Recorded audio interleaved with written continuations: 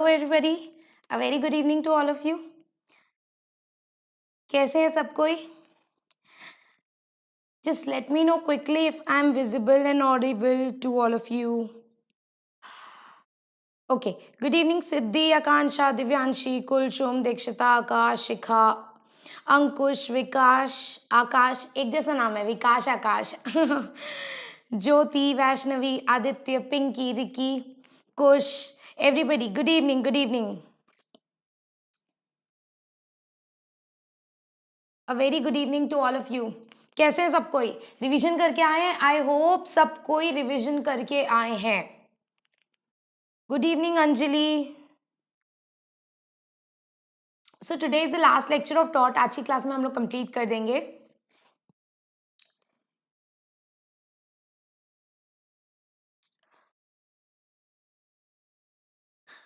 Okay. Aditya का आज accident हो गया था. कैसे? आप देख के गाड़ी नहीं चलाते हैं? बच गए. That's really thankful. गॉड को जाके थैंक कर देना कि उन्होंने आपको सेव कर लिया and you are all well. चोट तो नहीं लगी आपको? Good evening Ashish.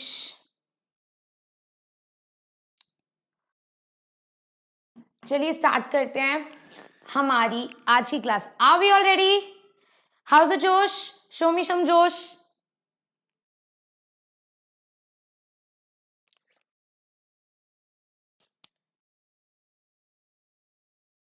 House a जोश?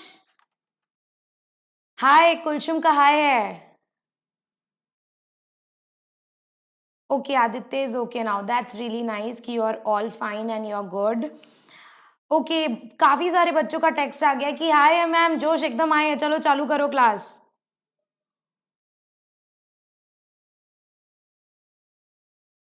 ओके ओके, चलिए. सो आज की क्लास हम लोग स्टार्ट करते हैं. Hello everybody, I am C S Shikha Agarwal and आज की क्लास में हम लोग पढ़ रहे हैं हमारा सी एस ई टी का law of torts. Right, law of torts में हमने ma'am types of tortious liability start किया था, जिसमें हमने स्ट्रिक्ट लाइबिलिटी को बहुत अच्छे से समझ लिया था.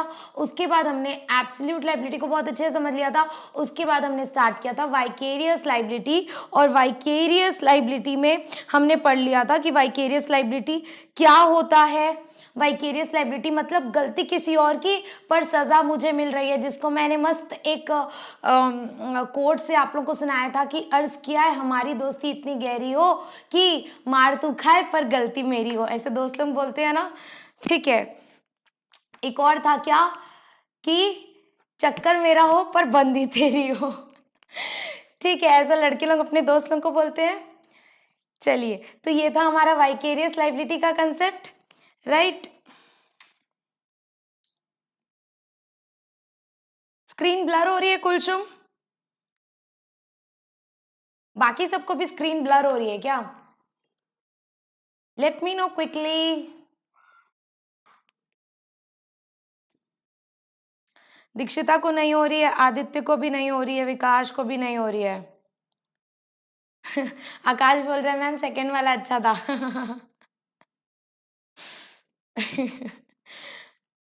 चलिए चलिए फिर स्टार्ट करते हैं. राइट, हमने पढ़ा था वाइकेरियस लाइबिलिटी. वाइकेरियस लाइबिलिटी मतलब गलती किसी और की, और किसी और ने टॉट किया, किसी और ने रॉन्गफुल एक्ट किया, उसके लिए मुझे लाइबिलिटी भरनी पड़ रही है, मुझे कॉम्पेंसेशन देना पड़ रहा है. लेकिन वाइकेरियस लाइबिलिटी होने के लिए दो इंपॉर्टेंट कंडीशन थे. एक था कि दोनों के बीच में रिलेशनशिप होना चाहिए, और वो जो रॉन्गफुल एक्ट हो रहा है वो उस रिलेशनशिप से कनेक्टेड होना चाहिए, मतलब कोर्स ऑफ एम्प्लॉयमेंट में होना चाहिए. और रिलेशनशिप कैसा कैसा हो सकता है? प्रिंसिपल एजेंट का, मास्टर सर्वेंट का, पार्टनर्स का, एम्प्लॉय का.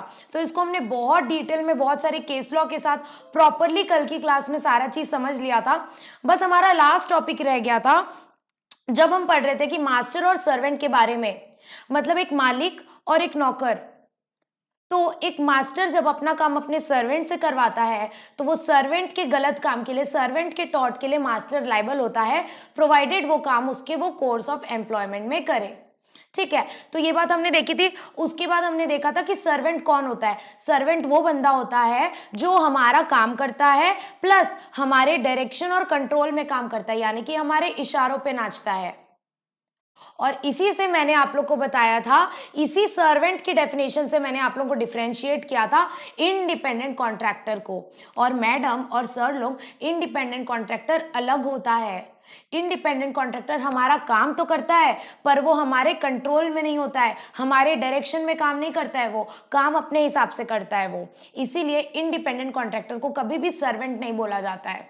हम बस उसको काम दे देते करने के लिए और वो अपने हिसाब से करता है, हम उसको कंट्रोल नहीं कर पाते हैं। इसीलिए एक जनरल बात है कि इंडिपेंडेंट के कॉन्ट्रैक्टर के काम के लिए, इंडिपेंडेंट कॉन्ट्रैक्टर के काम के लिए कभी भी एम्प्लॉयर लायबल नहीं होता है। एक क्वेश्चन पूछ रही हूं, माय फर्स्ट क्वेश्चन, क्या एक सर्वेंट के काम के लिए मास्टर लायबल होगा? क्या एक सर्वेंट के काम के लिए मास्टर लायबल होगा? विपिन सिंह नो, नहीं होगा। अंकुश बोल रहा है यश, अंकुश, अच्छा बाकी सबने सही बोला है, विपिन ने नो गलत बोला है।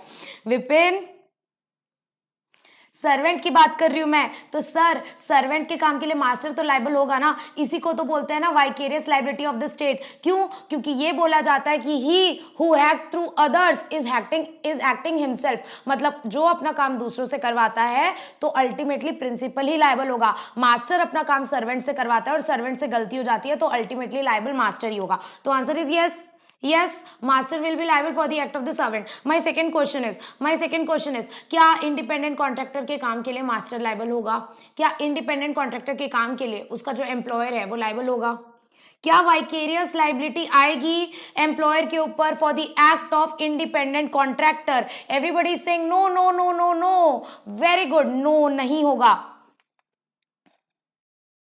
इंडिपेंडेंट कॉन्ट्रैक्टर के काम के लिए कभी भी एम्प्लॉयर लायबल नहीं होता है। क्यों? क्योंकि इंडिपेंडेंट कॉन्ट्रैक्टर हमारा नौकर नहीं है, वो सिर्फ हमारा काम करता है पर अपने हिसाब से काम करता है, हमारे पास डायरेक्शन कंट्रोल नहीं होता है। क्लियर है? लेकिन मैडम ये तो जनरल रूल हो गया, इसके भी 3 एक्सेप्शन है। 3 एक्सेप्शन है मतलब 3 केसेस ऐसे हैं, 3 केसेस हम लोग ऐसे पढ़ने वाले हैं जहां पर इवन इंडिपेंडेंट कॉन्ट्रैक्टर के काम के लिए एम्प्लॉयर लायबल हो सकता है। There are 3 exception, there are 3 situations in which for the work of independent contractor employer can be held liable.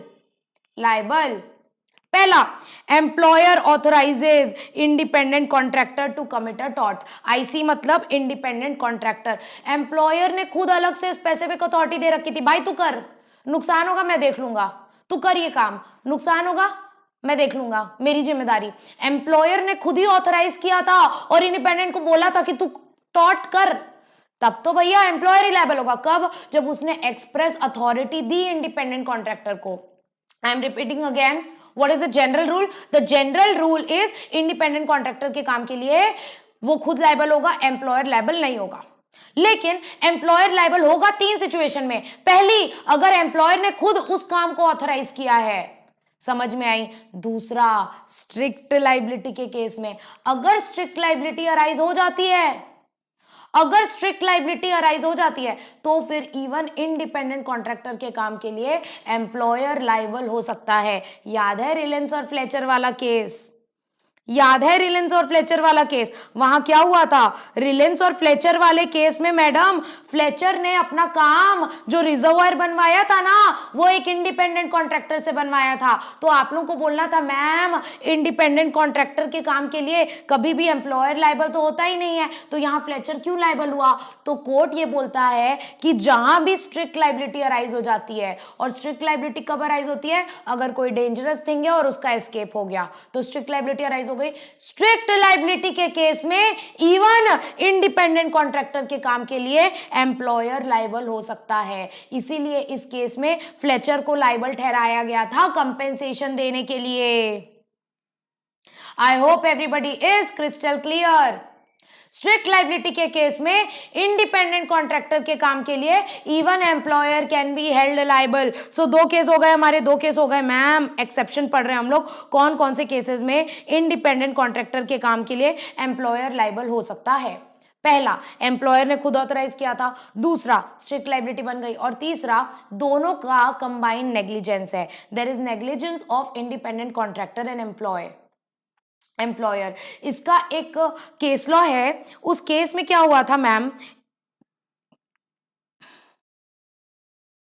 इसका एक केस लॉ है, उसमें ये हुआ था कि ए ने बी को एम्प्लॉय किया था, ठीक है, कुछ कंस्ट्रक्शन वगैरह करने के लिए हाईवे के पास, और बी के कुछ सर्वेंट्स थे, उनसे क्या हुआ, नेग्लिजेंटली खिड़की के पास कोई एक वो हथौड़ी वथौड़ी टाइप का कोई एक टूल रह गया था खिड़की के पास, नेग्लिजेंटली, मतलब उन लोगों ने ध्यान नहीं दिया, लापरवाही कर दी, और क्या हुआ, अचानक से हवा वगैरह चली, और हवा चलने की वजह से वो खिड़की में जो हथौड़ी वगैरह जो भी टूल रखा हुआ था वो उड़ के भग गया, और एक बंदे के रोड में चलते हुए एक इंसान के मुंह में जाके लग गया, और उसको उसका मुंडी मतलब वो इंजर्ड हो गया एकदम, खून खून पूरा बहने लगा, उसको हॉस्पिटलाइज करना पड़ा।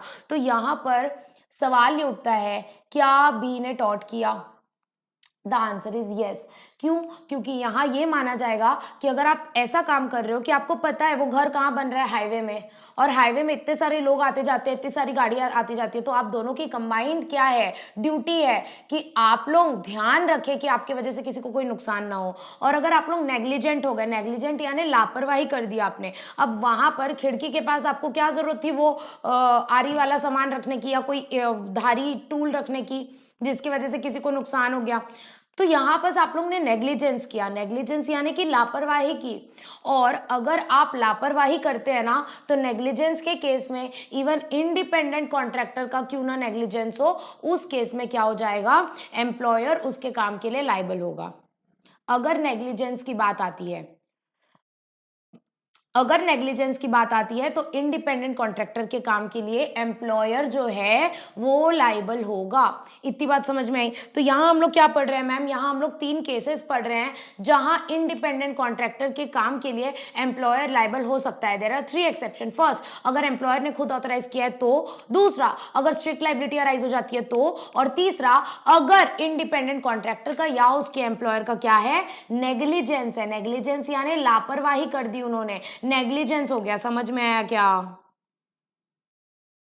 आकाश बोल रहा है मैम सेकंड वाला वापस बता दो एक्सेप्शन। आकाश, सेकंड वाला स्ट्रिक्ट लाइबिलिटी का एक्सेप्शन है। स्ट्रिक्ट लाइबिलिटी लेक्चर 2 में हमने बहुत डिटेल में डिस्कस किया, आप एक बार लेक्चर 2 देख लेना, आपको समझ में आ जाएगा, ठीक है। अगर स्ट्रिक्ट लाइबिलिटी आती है ना, तो फिर उस केस में भले आपने इंडिपेंडेंट कॉन्ट्रैक्टर से काम कराया है तो भी आपके ऊपर लाइबिलिटी आ जाएगी। ये है स्ट्रिक्ट लाइबिलिटी वाला। Crystal clear everybody? Okay, Kush Shankush is crystal clear, Aditya Dikshita is crystal clear. चलिए आगे बढ़ते हैं। अब हम लोग स्टार्ट करने वाले हमारा next topic which is vicarious liability of the state. Vicarious liability मतलब तो आपको पता है मैडम, वाइकेरियस लाइबिलिटी मतलब गलती हमारी नहीं है, किसी और की है, लेकिन हमें मुजरिम ठहराया जा रहा है। और स्टेट का मतलब कॉन्स्टिट्यूशन वाला चैप्टर आप पढ़ चुके हैं और आपको स्टेट का मतलब पता होगा। स्टेट मतलब बेसिकली गवर्नमेंट की बात कर रहा है, यहां पर स्टेट मतलब गवर्नमेंट। अब अब मैं आपसे एक क्वेश्चन पूछना चाहती हूं, अगर बच्चे कोई गलती करते हैं तो उनके माँ बाप उनको पनिश करते हैं।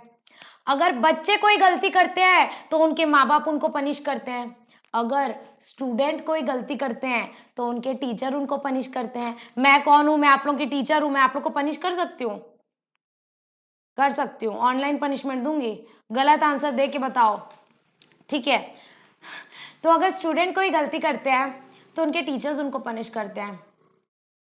सिमिलरली अगर हम जैसे इंसान सिटीजन्स कोई गलती करते हैं तो गवर्नमेंट हमें पनिश करती है, कोर्ट हमें पनिश करती है। अब सवाल ये उठता है, अगर गवर्नमेंट खुद गलती करे तो क्या? तो क्या दीदी, तो क्या बताओ?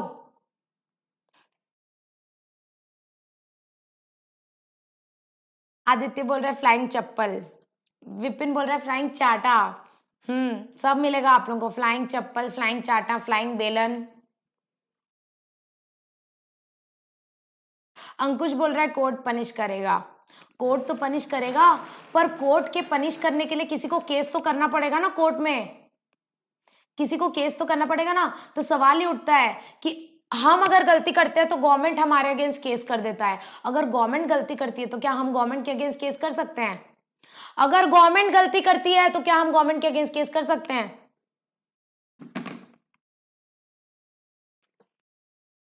जनरल पब्लिक करेगा। आशीष बोल रहा है रिट पिटीशन। रिट पिटीशन तो भैया सिर्फ फंडामेंटल राइट वायलेट होता है ना तभी जाता है, और किसी केस में नहीं जाता है। यस यस यस बोल रहे सब। कैसे? चलिए अब हम लोग इस टॉपिक को, इतना मैंने क्यूरियस कर दिया आप लोगों को, अब पढ़ते हैं। और सबसे पहले हम इंडियन लॉ पढ़ने के पहले हम इंग्लैंड की बात करेंगे। और इंग्लैंड में पहले क्या होता था पता है? इंग्लैंड में पहले जमाने में, यानी 1941 से भी पहले, जो पहले जब गवर्नमेंट नहीं हुआ करती थी ना, तो क्राउन हुआ करता था। जैसे इंग्लैंड में वो नहीं, एलिजाबेथ वाला रूल नहीं चलता था, क्राउन होता था वहां। क्राउन यानी कि एम्पायर, जो जैसे राजा महाराजा लोग रहते हैं ना, वैसा टाइप का रहता था। तो पहले ये माना जाता था कि क्राउन से कोई गलती हो ही नहीं सकती है, उनको भगवान की तरह ट्रीट किया जाता था। और भगवान से गलती कैसे हो सकती है? भगवान से तो गलती नहीं हो सकती। तो पहले के जमाने में ये माना जाता था कि हमारा जो क्राउन है, हमारा जो राजा है, उससे गलती हो ही नहीं सकती, तो उसके सर्वेंट से भी कभी गलती नहीं हो सकती। इसीलिए पहले के जमाने में उनकी गलती अगर होती भी थी ना, तो भी उनको कभी लायबल नहीं माना जाता था। इंग्लैंड में क्या होता था 1947 से पहले, बहुत पहले, क्राउन को कभी भी टॉर्ट की लाइबिलिटी आती ही नहीं थी। क्यों? क्योंकि उनको भगवान मानते थे और ये बोलते थे इनकी कभी गलती हो ही नहीं सकती। लेकिन 1947 में क्राउन प्रोसीडिंग्स एक्ट आया, और उस एक्ट ने बोला कि क्राउन को लाइबल ठहराया जा सकता है। क्राउन यानी पहले के जमाने में जो गवर्नमेंट नहीं होती थी ना, तो क्राउन होता था। ठीक है, तो क्राउन प्रोसीडिंग्स एक्ट आया 1947, जो बोला कि अब अगर गवर्नमेंट के सर्वेंट गलती करेंगे ना, अगर क्राउन के जो सर्वेंट है वो लोग गलती करेंगे, टॉर्ट करेंगे ना, तो उसके लिए क्राउन को लाइबिलिटी आ सकती है। यानी कि जैसे राजा है, राजा का सिपाही है, मान के चलो, वो उसका सर्वेंट हो गया। अब सिपाही जाके किसी को 2 डंडे मार दिया, तो उसने क्या किया? टॉर्ट कर दिया। तो क्या उस सिपाही ने जो 2 डंडे मारा, टॉर्ट किया, उसके लिए क्या राजा लायबल होगा? बिल्कुल लायबल होगा। कब ये डिसाइड हुआ? क्राउन प्रोसीडिंग्स एक्ट आने के बाद। और ये बोला गया कि हाँ, क्राउन जो है ना, वो टॉर्ट अगर उसके सर्वेंट ने किया तो उसके लिए वाइकेरियसली लायबल होगा। वाइकेरियसली क्यों? क्योंकि गलती क्राउन ने नहीं की, गलती क्राउन के सर्वेंट ने की, लेकिन सर्वेंट के काम के लिए स्टेट को लायबल ठहराया जा रहा है, इसीलिए इसको बोलते हैं vicarious liability of the state. लेकिन अगर वो टॉर्ट अपने कोर्स ऑफ एम्प्लॉयमेंट में करेगा तो ही क्राउन लायबल होगा। अगर वो घर जाके अपनी पर्सनल कैपेसिटी में करेगा तो क्राउन लायबल नहीं होगा। तो ये एक छोटी सी बात है। ये तो हुआ इंडिया का लॉ, ये तो हुआ इंग्लैंड का लॉ, इंग्लैंड का। अब इंडिया की बात करें तो इंडिया में आपको मैं बता दूं, ऐसा कोई भी स्टैट्यूटरी प्रोविजन नहीं है, ऐसा कोई सेपरेट लॉ नहीं है जो ये बताए कि गवर्नमेंट की लाइबिलिटी किस केस में बनेगी, किस केस में नहीं बनेगी। क्या गवर्नमेंट टॉर्ट करेगा तो लाइबिलिटी बनेगी? क्या गवर्नमेंट के सर्वेंट्स, जो पब्लिक सर्वेंट्स है, जैसे कि पुलिस ऑफिसर्स, जैसे कि आर्मी ऑफिसर्स, जैसे कि आईएएस ऑफिसर्स, और ये लोग जो भी जितने भी ऑफिसर्स हैं, जितने भी गवर्नमेंट ऑफिसर्स हैं, क्या इन लोगों की लाइबिलिटी बनेगी? अगर ये टॉर्ट करते हैं तो क्या गवर्नमेंट की लाइबिलिटी बनेगी? गवर्नमेंट के जो सर्वेंट्स हैं, अगर वो टॉर्ट करते हैं तो क्या गवर्नमेंट की लाइबिलिटी बनेगी?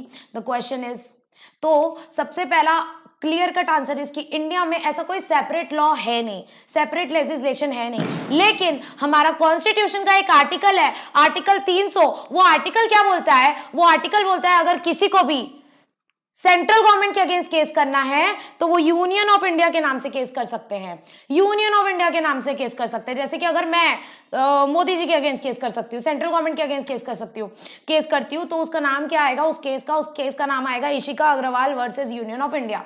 जो केस करता है उसका नाम पहले आता है, फिर वर्सेस, फिर जिसके अगेंस्ट केस होता है वो बाद में नाम आता है। तो मैंने केस किसके अगेंस्ट किया? मैंने केस किया सेंट्रल गवर्नमेंट के अगेंस्ट। तो किसके नाम से केस कर सकती हूँ मैं? यूनियन ऑफ इंडिया के नाम से करूंगी। अब अगर, इतनी क्यों हंसी आ रही है आप लोगों को? अच्छा, ये कोई डिस्टर्बिंग एलिमेंट घुस गया क्या? हाँ रुको, इसको ब्लॉक करने दो, एक सेकेंड।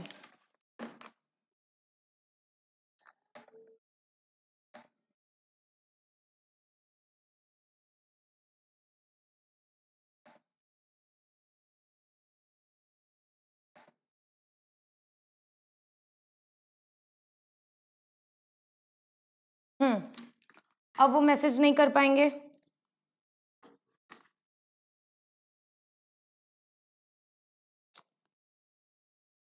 ओके,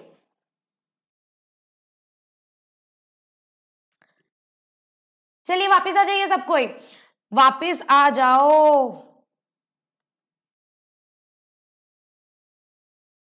और हम लोग यहाँ पढ़ रहे हैं कि इंडिया में ऐसा कोई सेपरेट लॉ नहीं है जो गवर्नमेंट की वाइकेरियस लाइबिलिटी स्टैब्लिश करे, लेकिन हमारा आर्टिकल 300 है वो ये बोलता है कि अगर आपको सेंट्रल गवर्नमेंट के अगेंस्ट केस करना है तो आप यूनियन ऑफ इंडिया के नाम से केस कर सकते हैं, और अगर आपको स्टेट गवर्नमेंट के अगेंस्ट केस करना है तो आप उस स्टेट के नाम से कर सकते हैं। जैसे अगर मुझे छत्तीसगढ़ की स्टेट गवर्नमेंट के अगेंस्ट केस करना है तो मैं स्टेट ऑफ छत्तीसगढ़ के नाम से कर सकती हूँ। अगर मुझे महाराष्ट्र की स्टेट गवर्नमेंट के अगेंस्ट केस करना है तो मैं स्टेट ऑफ महाराष्ट्र के नाम से केस कर सकती हूँ। ऐसी बात है, जैसे मान के चलो XYZ ने महाराष्ट्र के अगेंस्ट केस किया, महाराष्ट्र गवर्नमेंट के अगेंस्ट केस किया, तो उस केस का नाम रहेगा XYZ versus state of Maharashtra. This is just an example.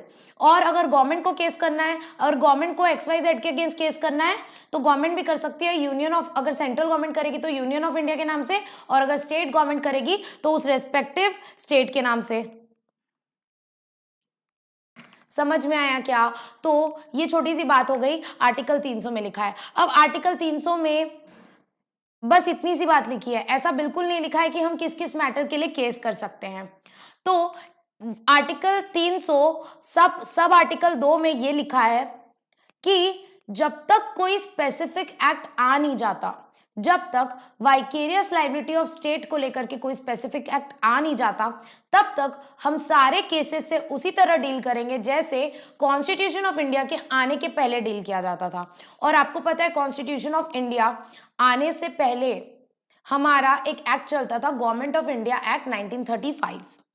तो पुराने एक्ट्स में जो प्रथा चली आ रही थी, पुराने एक्ट्स में जैसे केसेस किया जाता था वैसे ही सारे गवर्नमेंट की टॉर्टियस लाइबिलिटी से आज भी डील किया जाएगा, जब तक कोई स्पेसिफिक लॉ आ नहीं जाता। अब आप ये पूछेंगे मैम पुराने जमाने में कैसे डील किया जाता था, कॉन्स्टिट्यूशन के आने से पहले कैसे डील किया जाता था vicarious liability of the state से? तो वो यहाँ लिखा है और ये बहुत इंपॉर्टेंट है, प्लीज इसको ध्यान से सुनना, ये बहुत इंपॉर्टेंट है। वाइकेरियस लाइबिलिटी ऑफ स्टेट, और पुराने के जमाने में ये डिसाइड करने के लिए कि स्टेट की वाइकेरियस लाइबिलिटी आएगी कि नहीं, ये डिसाइड करने के लिए हम देखते थे कि वो कौन सा फंक्शन परफॉर्म कर रही है। और गवर्नमेंट के सारे ही फंक्शंस को दो पार्ट में डिवाइड किया गया, one is sovereign functions, another is non sovereign functions. One is sovereign functions, another is non sovereign functions.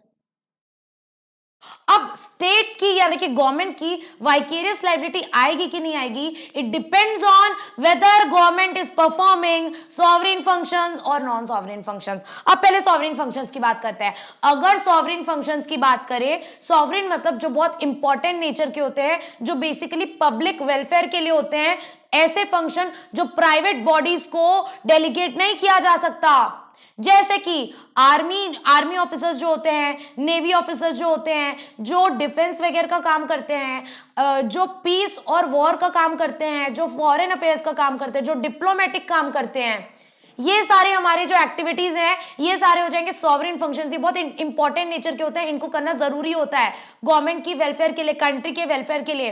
तो अगर ऐसे काम करते वक्त उनसे कोई टॉर्ट कमिट हो जाता है तो उसके लिए गवर्नमेंट वाइकेरियसली लायबल नहीं होगी।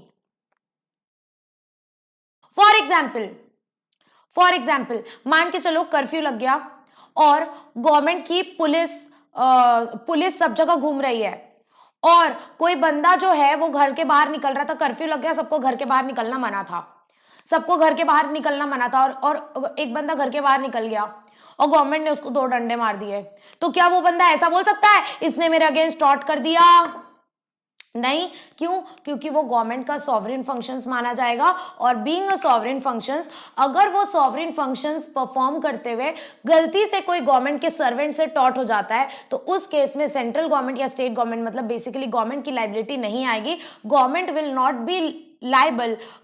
Not be vicariously liable for tort of its servant committed while doing sovereign functions। अगर जो सर्वेंट है वो sovereign functions परफॉर्म करते वक्त कोई टॉर्ट कर देता है तो उसके लिए स्टेट की लाइबिलिटी, गवर्नमेंट की लाइबिलिटी नहीं आएगी, because that are important functions. अब जैसे वॉर हो गया, वॉर में दुश्मनों से लड़ते लड़ते, दुश्मनों को मारते मारते गलती से किसी अपने इंसान को भी थोड़ा सा लग गया, गोली लग गई हाथ में, उसका हाथ टूट गया, तो क्या ये टॉर्ट माना जाएगा? क्या यहाँ गवर्नमेंट की वाइकेरियस लाइबिलिटी आएगी? द आंसर इज नो, क्योंकि he was performing sovereign functions. और सॉवरेन फंक्शंस जो होते हैं वो बहुत इंपॉर्टेंट नेचर के होते हैं, जो हमारी कंट्री के लिए इंपॉर्टेंट होते हैं। तो इस केस में जो गवर्नमेंट होती है ना उसको इम्यूनिटी मिल जाती है। इम्यूनिटी मतलब गवर्नमेंट को इम्यूनिटी मिल जाती है ना, प्रोटेक्शन मिल जाती है कि अगर उसके सर्वेंट से कोई गलती होती है तो उसके लिए गवर्नमेंट जो है वो वाइकेरियसली लायबल नहीं होगी। Crystal clear everybody? मेरे पूरा कंप्लीट करने से पहले ही आप लोग सब भेज दिए ma'am crystal clear, move forward. चलिए moving forward, non sovereign functions की बात करते हैं। नॉन सॉवरेन फंक्शंस मतलब जो गवर्नमेंट के जो पब्लिक काम होते हैं उनसे रिलेटेड नहीं है। नॉन सॉवरेन फंक्शंस मतलब अदर काम जो गवर्नमेंट प्रॉफिट कमाने के लिए करती है, अदर काम जो प्राइवेट इंडिविजुअल्स भी कर सकते हैं, जो सिर्फ गवर्नमेंट के लिए स्पेसिफाइड नहीं है। जैसे कि कमर्शियल एक्टिविटी, अगर गवर्नमेंट कोई बिजनेस कर रही है, कोई ट्रेड कर रही है, जैसे रोड का, ट्रांसपोर्ट का, कंस्ट्रक्शन का, ये सारा काम कर रही है, तो ये तो प्राइवेट इंडिविजुअल भी कर सकते हैं, ये कोई सॉवरेन फंक्शन नहीं है, ये कोई सॉवरेन फंक्शन नहीं है। और अगर ये वाला काम करते हुए गवर्नमेंट के किसी सर्वेंट से टॉर्ट कमिट हो जाता है तो उस गवर्नमेंट सर्वेंट के टॉर्ट के लिए government will be held vicariously liable.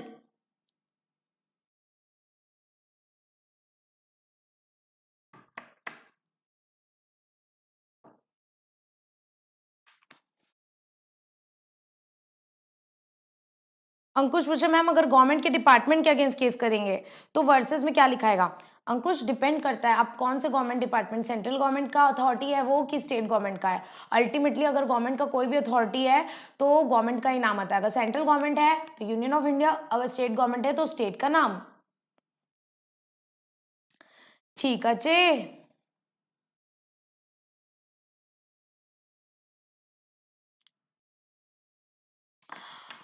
इतनी बात समझ में आई?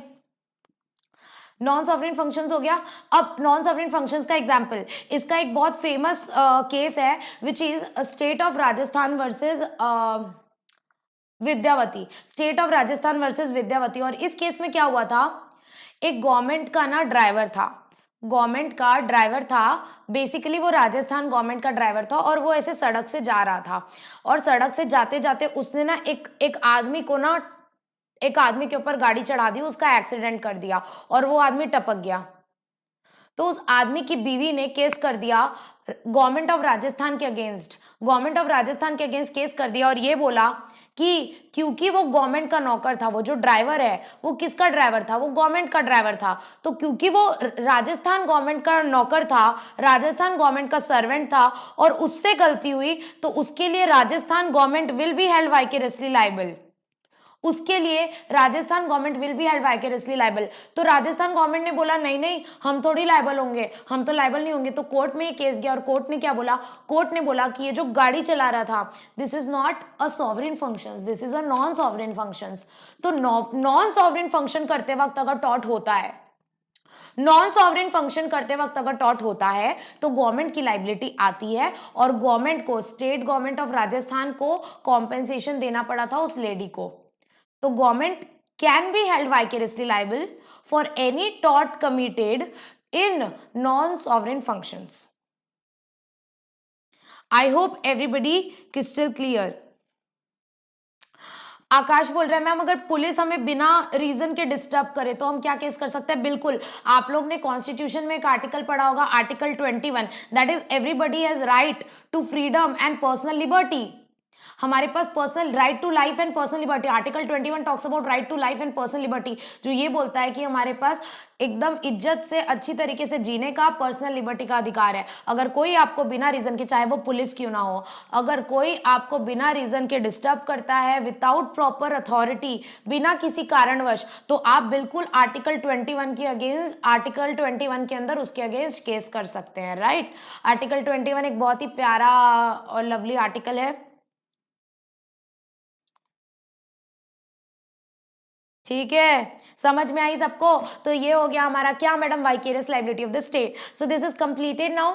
एकदम छोटे मोटे चिंदी पूंदी टॉपिक बचे हैं, उनको अब कर लेते हैं। मेन हमारा क्या हो गया है, हमने सबसे पहले देख लिया टॉर्ट क्या होता है, टॉर्ट और क्राइम के बीच में अंतर क्या होता है, कॉन्ट्रैक्ट और टॉर्ट के बीच में अंतर क्या होता है, लिक्विडेटेड अनलिक्विडेटेड डैमेजेस क्या होता है, फिर 3 conditions of tort, wrongful act, wrongful omission, legal damage और लीगल रेमेडी। उसके बाद हमने देख लिया liability, strict liability, absolute liability, vicarious liability and vicarious liability of the state. इतनी बात हो गई। अब हम लोग पढ़ने वाले हैं लास्ट के कुछ 2 टॉपिक्स बचे, अभी तुरंत हो जाएंगे।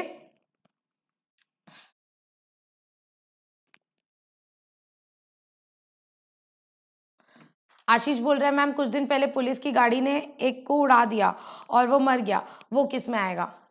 ये बिल्कुल आएगा, यहाँ बिल्कुल पुलिस के ऊपर अगेंस्ट एक्शन लिया जा सकता है। क्यों? क्योंकि जब आप किसी को बिना रीज़न के किसी की लाइफ के साथ खिलवाड़ करते हो तो आप बिल्कुल आर्टिकल 21 के अंदर Supreme Court as well as High Court को रिट पिटीशन फाइल कर सकते हो। जिसको उड़ाया ना उसके फैमिली वाले या उसके फ्रेंड्स कोई भी एक्शन ले सकते हैं और पुलिस के अगेंस्ट यहाँ पर रिट पिटीशन फाइल किया जा सकता है। ठीक है, समझ में आई सबको?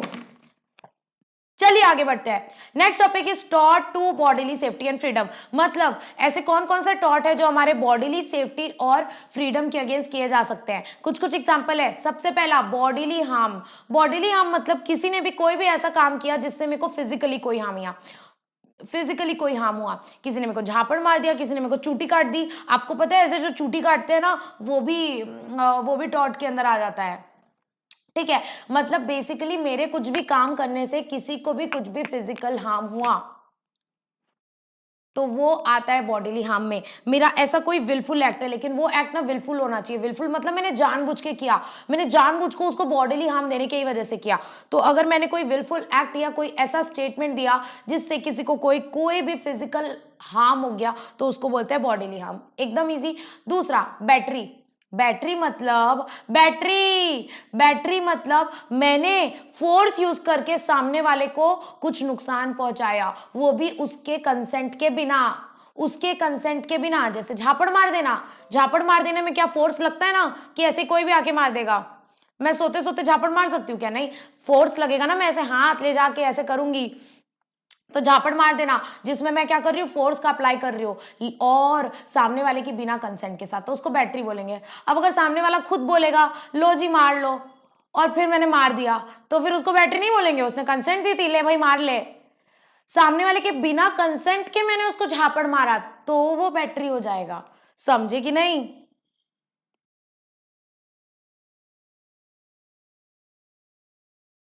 जैसे उस दिन आशीष बोल रहा था मैं मैम से मार खा लूंगा, तो अब आशीष ने हाँ बोल दिया कि मैं मैम से मार खा लूंगा।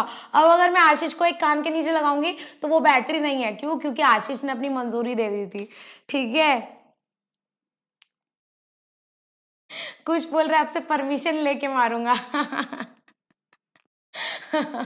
ओके, चलिए। तो बैटरी क्या होता है? बैटरी मतलब मैंने फोर्स का यूज करके किसी को नुकसान पहुंचा दिया, किसी को फिजिकल इंजरी पहुंच गई उसके बिना कंसेंट के या फिर बिना लीगल जस्टिफिकेशन के। Right, so application of force plus without consent और legal justification, this is known as battery. भले ही सामने वाले को चोट पहुंची हो ना हो। मैंने पता है मैंने अगर ना गुस्से में आके अगर ऐसे थोड़ा सा टच भी कर दिया, भले आपको नहीं लगी, आपको चाटा लगा ही नहीं, आपको इतना सा भी दर्द नहीं हुआ, लेकिन अगर मैंने आपको ऐसे टच भी कर दिया ना वो भी बैटरी माना जाएगा। बैटरी मतलब मैंने फोर्स यूज किया आपके कंसेंट के बिना, दैट इज बैटरी। भले ही आपको हार्म हुआ हो चाहे ना हुआ हो, हार्म होना जरूरी नहीं है। इवन मैंने उसको एकदम आपको ऐसे धीरे से मजाक में भी ऐसे चाटा मारा ना, जैसे कई रिलेटिव लोग आते हैं ना, मामा चाचा ताऊ लोग ऐसे मिलने आते हैं, ऐसे जोर जोर से गाल खींच लेते हैं, सो क्यूट। ये भी बैटरी है, पता है? भले आपको लगे चाहे ना लगे, भले आपको एक्चुअल हार्म हुआ हो चाहे ना हो। और जो ऐसे रिलेटिव आते हैं ना, ऐसे प्यार से ऐसे धीरे धीरे झापड़ मार देते हैं ऐसे, भले आपको लगती नहीं है, वो भी बैटरी है, पता है? बोल देना बैटरी का टॉट का केस कर दूंगा अगर अगले बार से कोई रिलेटिव ऐसा करे आपके साथ तो।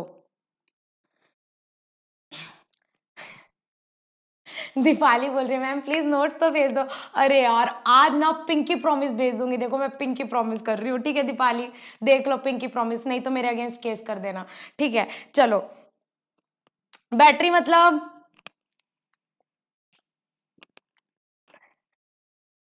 मतलब application of force without consent और लीगल जस्टिफिकेशन, उसको हम बैटरी बोलते हैं। जरूरी नहीं है कि सामने वाले को हार्म हो, प्लीज इस बात को ध्यान रखना कि बैटरी में एक्चुअल हार्म जरूरी नहीं है। चलिए, वेरी गुड, समझ गए आप लोग। नेक्स्ट बढ़ते हैं असॉल्ट में। What do you mean bye assault?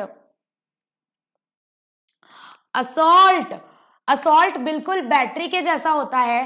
फर्क सिर्फ इतना होता है कि मैं धमकी दे रही हूं झापड़ मार दूंगी, तो ये क्या हो गया? असॉल्ट। असॉल्ट में हम सिर्फ सामने वाले के माइंड में एक इल्यूजन क्रिएट करते हैं कि मैं बैटरी कर दूंगी, मतलब मैं धमकी दे रही हूं कि मैं बैटरी कर दूंगी, तो दैट इज असॉल्ट। अगर सिर्फ धमकी दे रहे हैं तो असॉल्ट, एक्चुअल में कर दिया तो बैटरी, बस इतना अंतर है। धमकी दे रहे हैं तो असॉल्ट, एक्चुअल में कर दिया तो battery.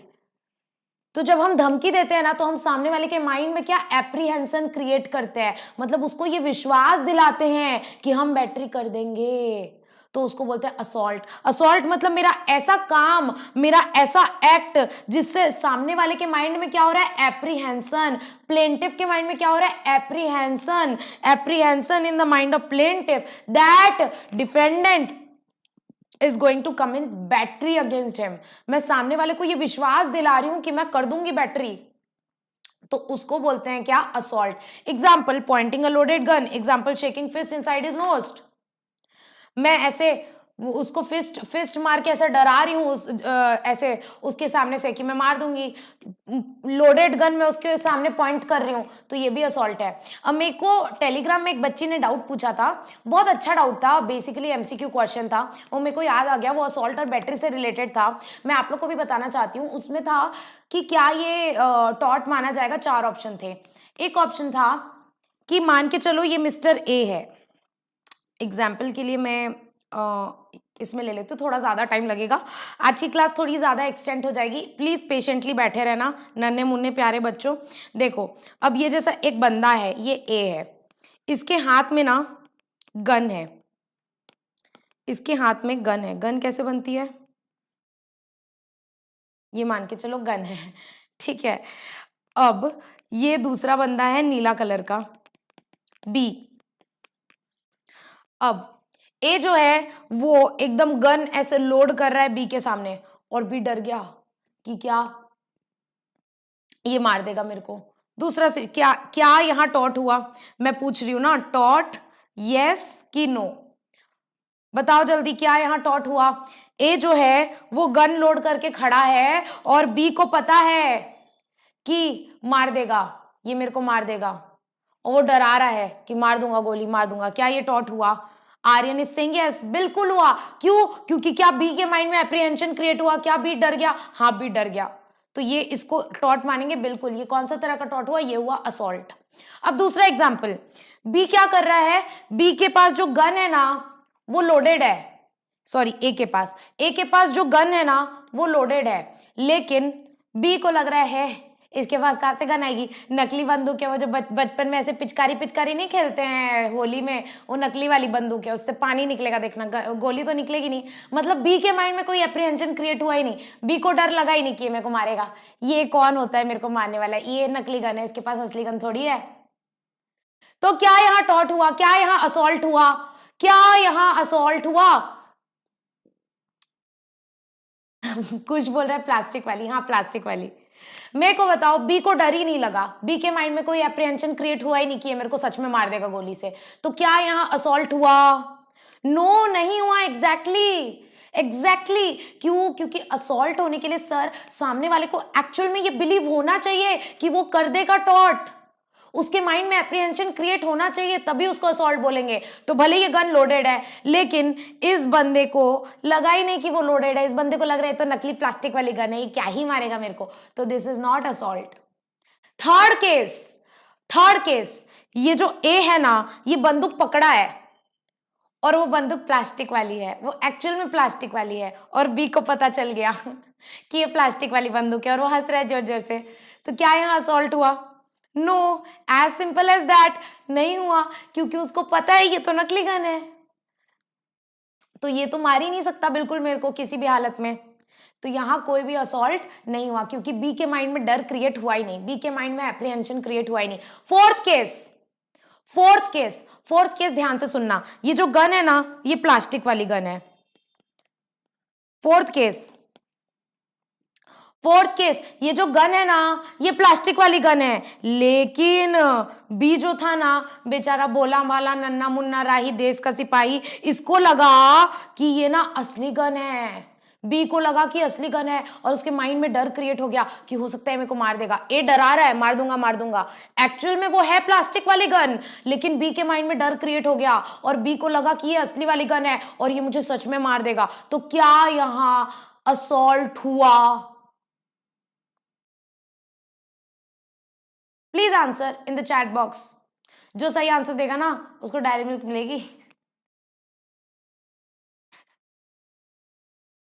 Moving towards dream, yes. Moving towards dream, I like your name, but I would like to know your real name.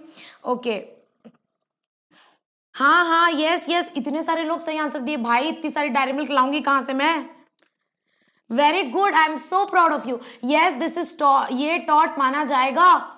भले वो एक्चुअल में प्लास्टिक वाली गन है, लेकिन ए का इरादा क्या था, बी को डराना। बी को डराना कि मैं बैटरी कर दूंगा, डरा रहा है वो। बी के माइंड में एप्रीहेंशन क्रिएट हो गया। हाँ, बी के माइंड में एप्रीहेंशन क्रिएट हो गया कि मेरे को सच में मार सकता है, तो इसको माना जाएगा कि असॉल्ट हुआ है और इसको माना जाएगा कि टॉट हुआ है।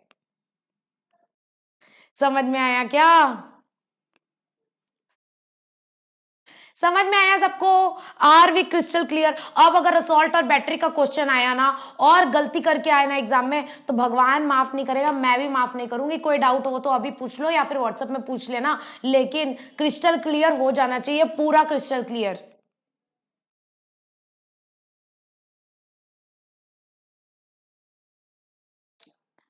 ठीक है, समझ में आया? चलिए आगे बढ़ते हैं। असॉल्ट हो गया, इम्प्रिजनमेंट हो गया। एक चीज और मैं आपको बताना चाहती हूँ। जैसे नॉर्मली जब बैटरी करते हैं ना अपन, तो उसके साथ असॉल्ट जुड़ा हुआ रहता है। क्यों? क्योंकि जब अपन किसी को गोली मारेंगे तो पहले तो एक दो बार अपन डराएंगे कि मेरी बात मान वरना गोली मार दूंगा, और फिर वो नहीं माना तो ले मार दिए, टपका दिए। जैसे वो है ना मिर्जापुर, उसमें वो मुन्ना भाई मस्त गोली से उड़ा देते हैं पूरा ऐसे। ठीक है मैम, आप भी देखी हो? नहीं नहीं, मैं नहीं देखी हूँ, मुझे बस पता है सीन्स, मतलब मीम्स वगैरह आते हैं ना, तो ठीक है। तो नॉर्मली जब आप बैटरी कमिट करते हो ना, तो उसके साथ साथ असॉल्ट भी जुड़ा हुआ रहता ही है। क्यों? क्योंकि आप पहले असॉल्ट करते हो फिर आप बैटरी करते हो, पहले आप डराते हो फिर एक्चुअल में कमिट करते हो। तो बैटरी और असॉल्ट के बीच में डिफरेंस क्या हुआ? बैटरी और असॉल्ट के बीच में ये डिफरेंस हुआ कि बैटरी में ना एक्चुअल में कॉन्टैक्ट स्टैब्लिश हो जाता है, मतलब जो काम करना रहता है वो एक्चुअल में पूरा कांड हो जाता है। बट असॉल्ट में क्या होता है, सिर्फ एप्रीहेंशन क्रिएट होता है, एक्चुअल में कॉन्टैक्ट नहीं होता है, only apprehension is established. So I hope everybody is crystal clear. आगे बढ़ते हैं। What do you mean by false imprisonment? False imprisonment मतलब किसी को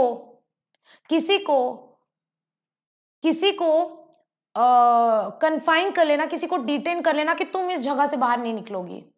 मान के चलो मेरे को किसी ने एक रूम में बंद कर दिया और ताला बंद करके बाहर चाबी फेंक दी कहीं, तो इसको बोला जाएगा फॉल्स इंप्रिजनमेंट। मतलब कि मेरे को कहीं जाने वाने से रोका जा रहा है, मेरे को कहीं जाने से रोका जा रहा है, तो उसको फॉल्स इंप्रिजनमेंट बोलते हैं। भले ही मेरे को मेरे घर में क्यों ना बंद कर दिया हो, अब मेरे घर में मेरे को बंद करके चले गए सब कोई, बोलते तुम अपने घर से बाहर नहीं निकलोगी, मेरे को घर से छोड़ के चले गए।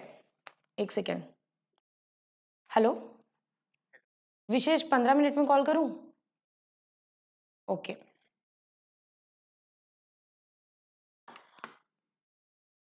ओके, क्या बोल रही थी मैं? हाँ देखो, अगर फॉल्स इम्प्रिजनमेंट मतलब मेरे को भले ही कोई मेरे घर में बंद कर देता है, भले ही मेरे को किसी ने एक जगह में रोक दिया कि तुम इस जगह से बाहर नहीं निकलोगी, तो इसको भी बोलते हैं फॉल्स इम्प्रिजनमेंट। मतलब किसी को डिटेन कर लेना या कन्फाइन कर लेना विद इन सर्टेन लिमिट्स। ठीक है, एक लिमिट में कन्फाइन कर देना और किसी को रोक लगाना कि तुम यहां नहीं जाओगे, वहां नहीं जाओगे, इस जगह में बंद रहोगे, इस जगह से बाहर नहीं निकलोगे, इसको बोलते हैं false imprisonment without legal justification. Without legal justification मतलब लॉ नहीं परमिट करता है, कोई लीगल जस्टिफिकेशन नहीं है, आप ऐसे इलीगली किसी को कन्फाइन कर रहे हो, डिटेन कर रहे हो, तो दैट इज फॉल्स इम्प्रिजनमेंट। और फॉल्स इम्प्रिजनमेंट को टॉर्ट माना जाता है। आई hope everybody is crystal clear. I hope everybody is crystal clear.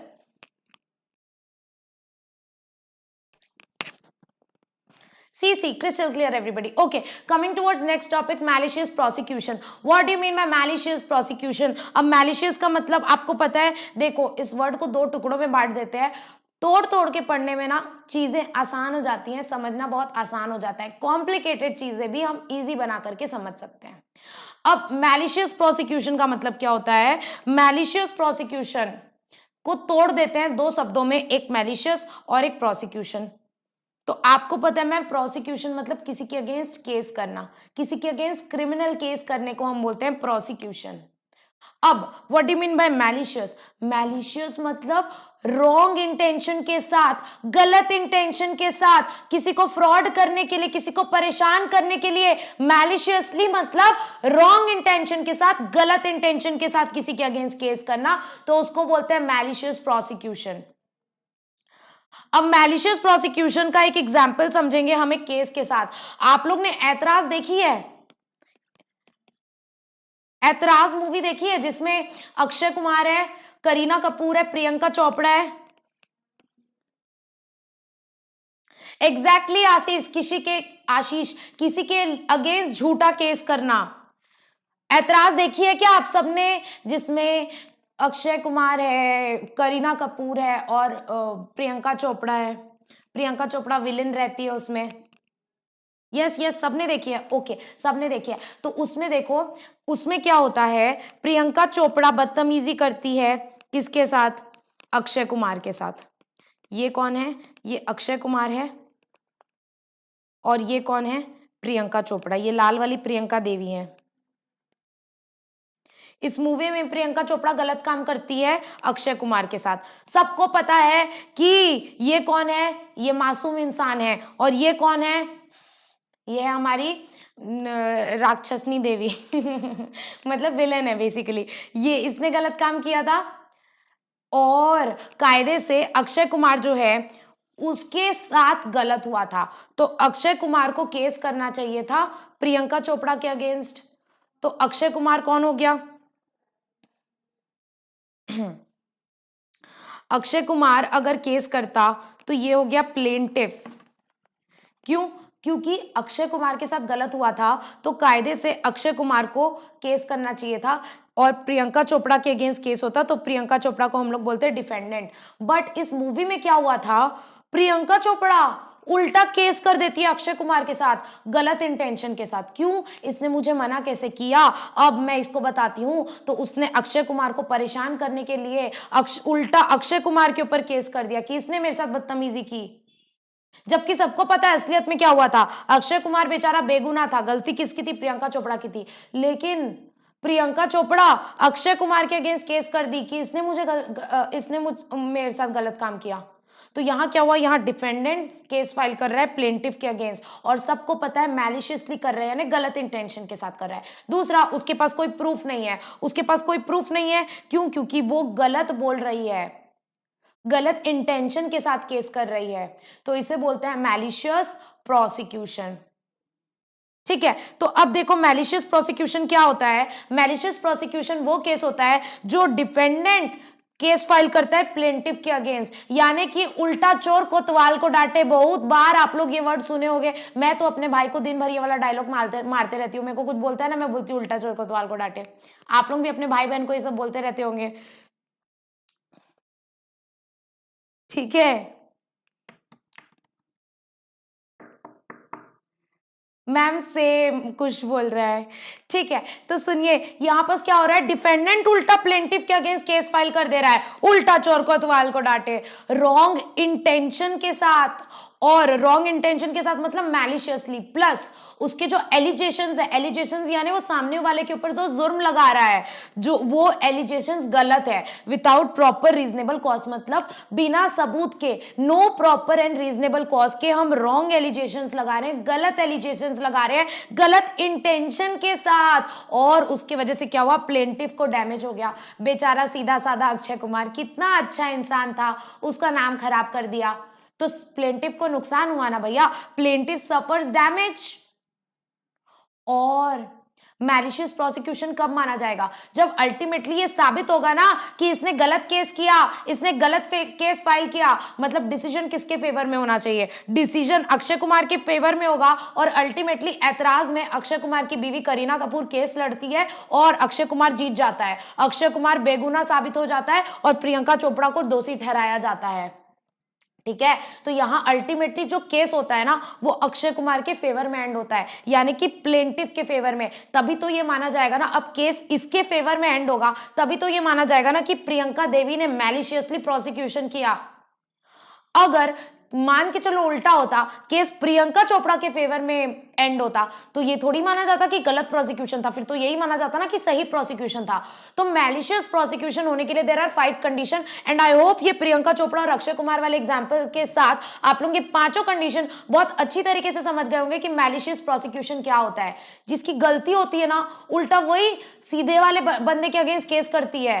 Defendant file case against plaintiff और रॉन्ग एलिगेशन लगाती है, गलत इंजाम लगाती है, इंजाम लगाना, गलत इंजाम लगाना रॉन्ग इंटेंशन के साथ, जिससे प्लेंटिफ को डैमेज हो जाता है, अक्षय कुमार को डैमेज हो गया, और अल्टीमेटली जो डिसीजन आता है ना वो प्लेंटिफ के फेवर में आता है, यानी कि अक्षय कुमार के डिसीजन में आता है। अगर आप लोग को कभी फ्यूचर में भूलना नहीं है ना, तो ये प्रियंका चोपड़ा और अक्षय कुमार वाला एग्जाम्पल अपने कॉपी में छोटा सा बना लो, ताकि आप ये मैलिशियस प्रोसिक्यूशन वाला कंसेप्ट कभी जिंदगी भर ना भूलो, कभी भी इसमें कंफ्यूजन नहीं होगा आप लोगों को फिर। ठीक है,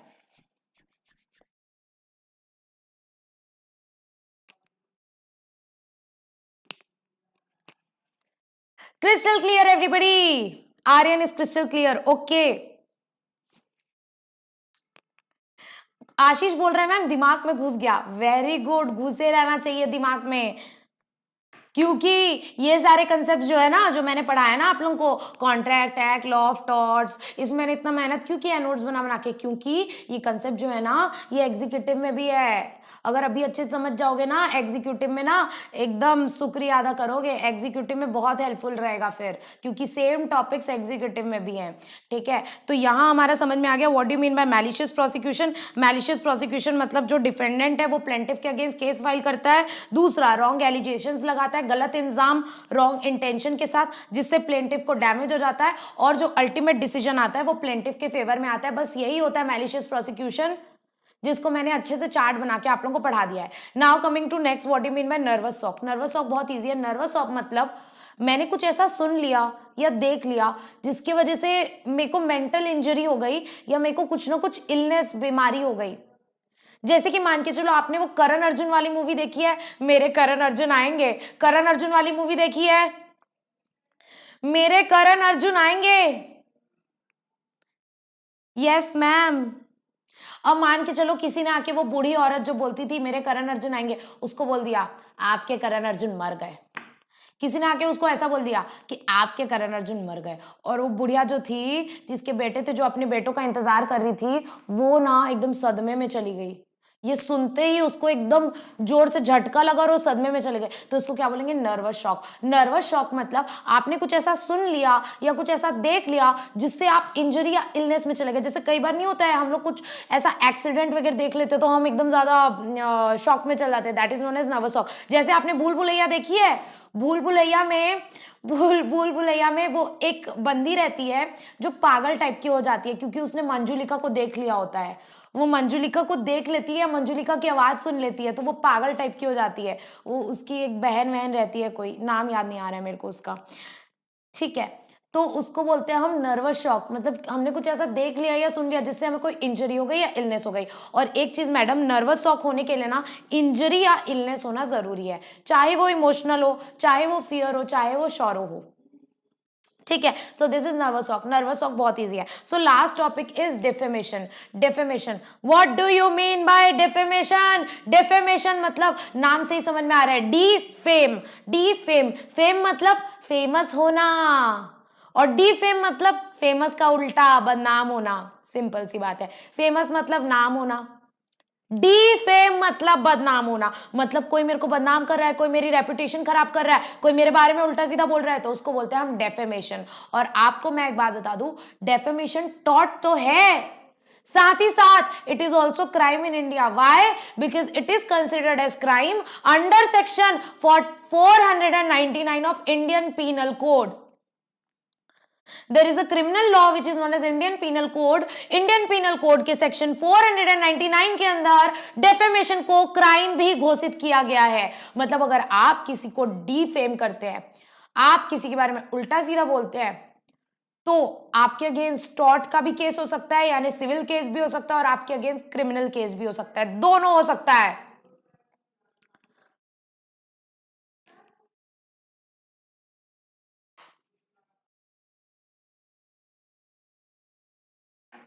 ठीक है, समझ में आया? कुछ बोल रहा है अरे बाप रे, हाँ हाँ जी, बिल्कुल दोनों हो सकता है। अब डेफेमेशन दो प्रकार का होता है, एक होता है लाइबल, मैं गंदी हैंडराइटिंग के लिए बिल्कुल माफी चाहती हूँ, ठीक है।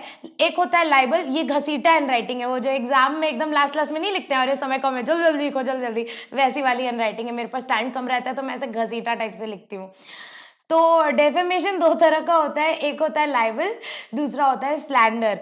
देखो, जब भी आप किसी के बारे में कुछ उल्टा बोलते हैं जो कि परमानेंट फॉर्म में होता है, परमानेंट मतलब या तो रिटर्न में है, या तो आप कोई मूवी बना रहे हैं, या तो आप कोई पिक्चर बना रहे हैं, या तो फोटो के फॉर्म में है, मतलब ऐसा कोई चीज है जो परमानेंटली रहेगा, तो उसको हम बोलते हैं परमानेंट फॉर्म में जो डेफेमेशन होता है उसको हम बोलते हैं लाइबल। जरूरी नहीं है लिखित में ही हो, अगर मूवी के फॉर्म में है, पिक्चर के फॉर्म में, रिकॉर्डेड है, अगर आपने किसी के बारे में बोल के रिकॉर्ड कर लिया और पब्लिश कर दिया यूट्यूब में, तो वो रिकॉर्डेड है, दैट इज ऑल्सो लाइबल। क्यों? क्योंकि वो परमानेंट है।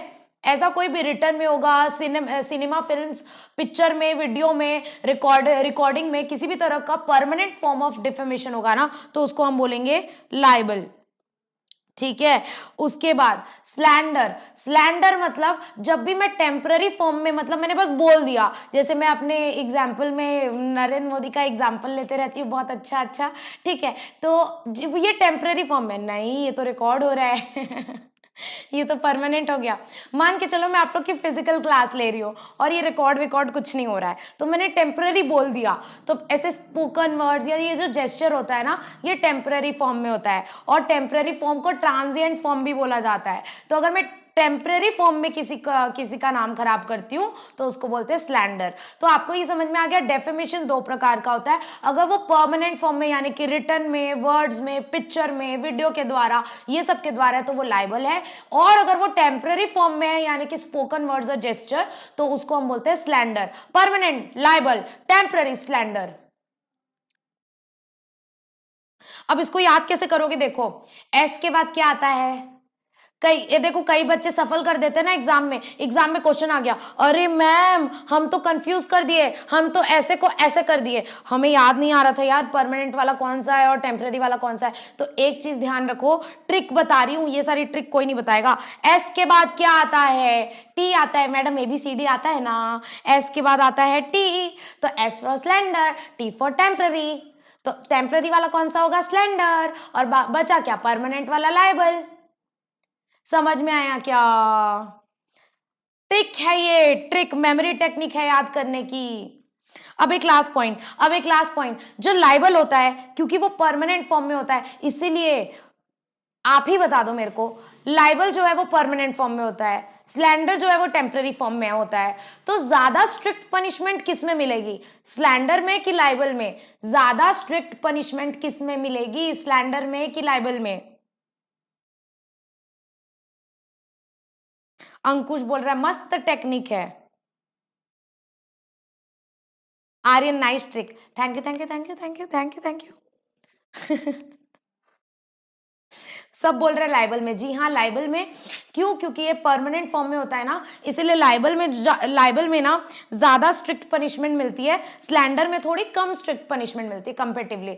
तो यहाँ हमारा कंप्लीट हो गया डेफेमेशन, यहाँ हमारा कंप्लीट हो गया डेफेमेशन। अब हमारा एक लास्ट टॉपिक बचा है madam, last topic of the day, ये हो गया असॉल्ट, हो गया bodily harm, false imprisonment, malicious prosecution, nervous shock, defamation. यहां तक पूरा कंप्लीट हो गया ma'am. The last topic of the टॉट 5 मिनट का टॉपिक है, last topic which is remedies in टॉट। वैसे मैं ये आपको लेक्चर 1 और लेक्चर 2 में भी बता चुकी हूँ, लेक्चर 2 में भी मैं रेमेडीज समझा चुकी हूँ कि रेमेडीज दो प्रकार की होती है, एक होती है जुडिशियल और एक होती है एक्स्ट्रा जुडिशियल। समझाई हूँ मैं, इसका नोट्स भी बनाई हूँ, मुझे याद आ रहा है, मेरी याददाश्त इतनी कमजोर नहीं है। ये रहा, याद आया क्या? लीगल रेमेडी, मैंने आप लोग को पढ़ाया है कि जो टॉर्ट की रेमेडी मिलती है ना, वो दो तरह की होती है, एक होती है जुडिशियल रेमेडी और एक होती है एक्स्ट्रा जुडिशियल रेमेडीज। एक होती है जुडिशियल और एक होती है extra judicial remedies. Judicial remedies का मतलब होता है कि जो आपको कोर्ट में केस करके वो सारी रेमेडीज मिलती है, आप खुद से नहीं ले सकते। ये सारी रेमेडीज लेने के लिए ना आपको कोर्ट जाना पड़ेगा, इसीलिए कोर्ट को क्या बोलते हैं? जुडिशियल। तो इसीलिए इन सारी रेमेडीज का नाम है जुडिशियल रेमेडीज, क्योंकि ये रेमेडीज आपको कोर्ट प्रोवाइड करती है। इसको लेने के लिए आपको कोर्ट के पास जाना पड़ेगा। समझ में आई क्या? और सबसे पहला आपको पता है मैम कि टॉर्ट के केस में आपको सबसे पहले अनलिक्विडेटेड डैमेजेस मिलते हैं, जिसको हम बोलते हैं पैसा, जिसको हम बोलते हैं मॉनेटरी कॉम्पेंसेशन। समझ में आई क्या? तो जुडिशियल रेमेडीज जो होती हैं, जो कोर्ट प्रोवाइड करती है, सबसे पहला अनलिक्विडेटेड डैमेजेस, जिसको हम कॉम्पेंसेशन भी बोलते हैं। मेरे को कोई नुकसान हुआ है तो कोर्ट बोलेगा चलो यार इनको कुछ कॉम्पेंसेशन दे दो भाई, पैसा दे दो थोड़ा सा। दूसरा, कोर्ट इंजंक्शन भी लगा सकती है। इंजंक्शन मतलब स्टे ऑर्डर लगाना, और इंजंक्शन और ये दोनों टॉपिक को हमने कॉन्ट्रैक्ट एक्ट में बहुत डिटेल में पढ़ रखा है। इंजंक्शन मतलब स्टे ऑर्डर लगाना। अगर आपने कोई काम करने से मना किया है तो कोर्ट आपके ऊपर वो स्टे ऑर्डर लगा देगी कि अब आप वो नहीं कर सकते। तीसरा, specific restitution of property. Restitution मतलब रिस्टोरेशन ऑफ प्रॉपर्टी। मतलब अगर आपने गलती से किसी का प्रॉपर्टी हड़प लिया तो कोर्ट आपको बोलेगी चलो प्रॉपर्टी वापस करो, मेरी जमीन थी 1 एकड़ की, और किसी ने हड़प ली और मैंने कोर्ट में केस कर दिया, तो कोर्ट फिर बोलेगी वापस करो इनकी जमीन, बोलेगी उसको कि इशिका की जमीन वापस करो। तो जो वापस करते हैं उसको बोलते हैं specific restitution of property. Restitution मतलब रिस्टोरेशन। तो कोर्ट ये सारी 3 रेमेडीज दे सकती है, और ये तीनों रेमेडीज कोर्ट देती है, इसीलिए इसको बोलते हैं जुडिशियल रेमेडीज। तो हमारा ये क्लियर हो गया, जुडिशियल रेमेडीज 3 प्रकार की होती हैं। एक होता है डैमेजेस, डैमेजेस मतलब मॉनेटरी कॉम्पेंसेशन, दूसरा इंजंक्शन, और तीसरा स्पेसिफिक रेस्टिट्यूशन ऑफ प्रॉपर्टी। अब आते हैं एक्स्ट्रा जुडिशियल रेमेडीज में। एक्स्ट्रा जुडिशियल रेमेडीज मतलब ऐसी रेमेडीज जिसके लिए हमें कोर्ट में जाने की जरूरत नहीं है, जो हम खुद ले सकते हैं, खुद अपने आप ले सकते हैं। एक्स्ट्रा जुडिशियल रेमेडीज के लिए हमें कोर्ट में जाने की जरूरत नहीं होती है। In certain cases it is lawful to redress one's injury by means of self help without resources to the court, without recourse to the court। मतलब कोर्ट में जाने की जरूरत नहीं है, हम खुद अपने आप की मदद कर सकते हैं। हम खुद अपने बजरंग बली, हमारे अंदर बजरंग बली, हम खुद अपनी मदद कर सकते हैं। अब इसमें से कौन कौन सा है मैम? बहुत इजी है, ध्यान से देखो। सबसे पहला सेल्फ डिफेंस। वो कराटे वाला एग्जांपल बताया था ना मैंने कि कराटे आना चाहिए आप लोगों को ताकि सेल्फ डिफेंस कर पाओ, ठीक है? तो it is useful for person to use reasonable force to protect himself or any other person against any unlawful use of force. मतलब कोई अगर आपको झापड़ मार रहा है तो आप सेल्फ डिफेंस करो, पीछे हो जाओ या तो उसका हाथ पकड़ लो, इसको बोलते हैं सेल्फ डिफेंस। दूसरा, prevention to trespass. What do you mean by trespass? Trespass मतलब जब कोई अनऑथराइज्ड वे में आपके जमीन में, आपके घर के अंदर या आपकी किसी प्रॉपर्टी के अंदर घुस जाता है तो उसको बोलते हैं ट्रेसपास करना, ठीक है? ट्रेसपास करना। तो अगर आपके घर में कोई घुस गया, अब जैसे मान के चलो कुश अपने घर पहुंचा तो उसने देखा उसके बेडरूम में कोई चोर सो रहा था, तो वो डर गया, कौन है ये आदमी? तो सबसे पहले क्या डायरेक्ट कुछ कोर्ट जाएगा? नहीं, वो पहले उस आदमी को पकड़ के घर से बाहर निकालेगा। प्रिवेंशन टू ट्रेसपास मतलब अगर कोई आपके घर में घुस गया, ट्रेसपास कर दिया, तो आप खुद अपना अथॉरिटी यूज करके उसको घर से बाहर निकालो, इसको बोलते हैं प्रिवेंशन टू ट्रेसपास। क्या इसके लिए कोर्ट जाना पड़ेगा? नहीं भैया, ये तो खुद कर सकते हो ना। तो एन ऑक्यूपायर ऑफ लैंड और any person with his authority may use reasonable force. हम रीजनेबल फोर्स यूज करके उस बंदे को प्रिवेंट कर सकते हैं trespassers from entering or eject them, but the force should be reasonable. अब यही है मैडम, वो फोर्स रीजनेबल होना चाहिए। ऐसा नहीं कि बस वो बंदा घुस गया था आपके घर में, हो सकता है उसको कोई और जगह नहीं मिल रही थी, बाहर बहुत बारिश हो रही थी तो वो घुस गया होगा। आप ज्यादा से ज्यादा क्या कर सकते हो? उसको निकाल दो। अगर वो सीधे ढंग से सुन रहा है तो नहीं तो 2-3 लोग उसके हाथ पांव पकड़ के उठा करके उसको फेंक दो बाहर। बस रीजनेबल केयर यूज करना है। ऐसा नहीं कि उसको डंडे मार मार के निकाल रहे हो, चल निकल चल निकल, वो तो गलत हो जाएगा। वो तो फिर ऐसा हो जाएगा कि उसने आपके ऊपर टॉट किया और आपने उसके ऊपर टॉट कर दिया। टॉट, इसने टॉट किया, इसने भी टॉट कर दिया। ऐसा नहीं करना भैया। अगर कोई आपके घर में घुस रहा है ना तो आप बस रीजनेबल फोर्स यूज करके उसको बाहर निकाल दो। आप उसको उल्टा झापड़ वापड़ और ज्यादा नहीं मार सकते, ठीक है? आप नहीं तो ये माना जाएगा आपने उल्टा उसके ऊपर टॉट कर दिया। इसीलिए सिर्फ रीजनेबल फोर्स यूज करके उसको घर के बाहर निकाल दो। तो इसको बोलते हैं प्रिवेंशन टू ट्रेसपास। खुश बोल रहे मैम मैम उसे गन से नहीं मार सकते। हे भगवान, लॉ के स्टूडेंट होने के बाद ऐसा कैसे बोल सकता है? आप जेल चले जाओगे अगर आप उसे गोली से मार दोगे। वो आपके ऊपर सिविल केस करेगा, लेकिन नहीं, आप उसके ऊपर सिविल केस करोगे, लेकिन आप अगर उसे गोली से उड़ा दोगे ना तो उसके घर वाले आपके ऊपर क्रिमिनल केस कर देंगे। ठीक है। बड़ा मजा आ रही है मुझे आज की क्लास में, मन ही नहीं कर रहा है कि खत्म हो। हाँ 9:16 हो गया, आप लोग मुझे डांटोगे मैडम कितना दिमाग खाली है, 9:16 हो गए। चलने दे क्या क्लास, 2 मिनट और चलेगा क्या?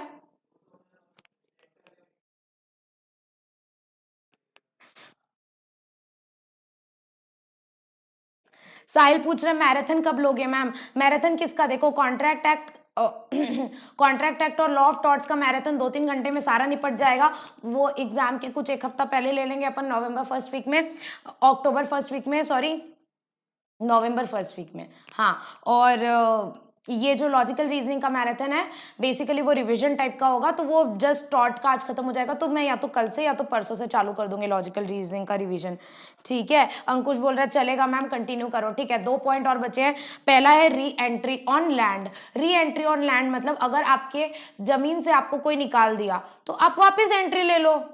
ठीक है, तो a person wrongfully disposed of his land may take repossession, may retake the possession of land if he can do so in the peaceful and reasonable manner. देखो भैया, पीसफुल और रीजनेबल मैनर लिखा है, ये नहीं कि आप गुंडागर्दी कर रहे हो, गोली वोली ले जा रहे हो, 10-20 साउथ के गुंडे को ले गए और वो लोग आके डरा धमका के निकालने लगे। नहीं, पीसफुल और रीजनेबल मैनर में अगर खुद से कर सकते हो तो अपनी जमीन वापस अपने कब्जे में ले लो। अगर आपकी जमीन को कोई और कब्जे में कर लेता है गलत ढंग से, तो आप अपनी जमीन को वापस अपने कब्जे में कर लो, लेकिन पीसफुल और रीजनेबल मैनर यूज करके, गुंडागर्दी करके नहीं। अगर पीसफुल और रीजनेबल मैनर में नहीं हो पा रहा है तो फिर कोर्ट की सहायता लेने जाओ। समझ में आया?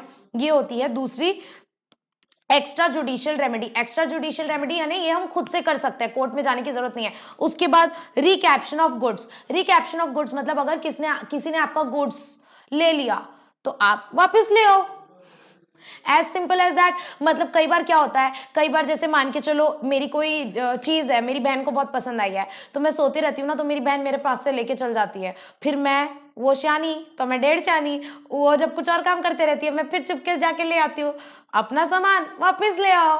ठीक है, समझ में आई? ऐसा भाई बहनों के बीच में होता है। तो यहाँ पर क्या हो गया, it is neither a crime nor a tort for a person entitled to possession of a chattel. Chattel मतलब कोई भी गुड्स, चैटल मतलब कोई भी गुड्स या कोई भी सामान, एनी गुड्स, एनी सामान, एनी प्रॉपर्टी, एनीथिंग।